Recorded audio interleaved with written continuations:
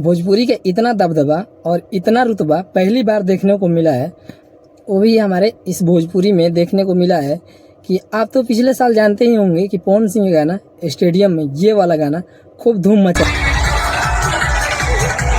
जो कि वहाँ सभी देश के रहने वाले आदमी थे, भारत के भी थे और भी देश के लोग वहाँ थे, लेकिन वहाँ भोजपुरी गाना बजा था पवन सिंह का। लेकिन इस साल भी एक स्टार का गाना बजा है, और जानते हैं वो स्टार कौन है?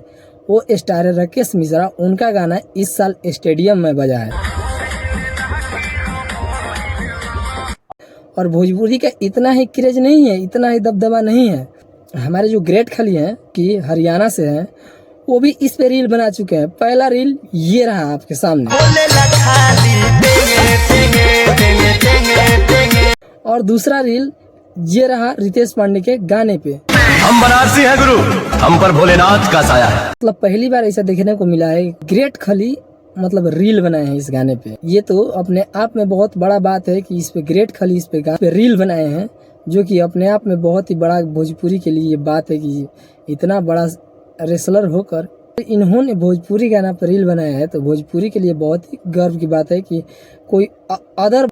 बाकी आपका क्या विचार है इस वीडियो के बारे में, हमें कमेंट करके जरूर बताएं। और वीडियो अच्छा लगा हो तो वीडियो को लाइक और चैनल को सब्सक्राइब जरूर करें। तब तक मिलते हैं दूसरे वीडियो में, तब तक के लिए जय हिंद, जय भारत।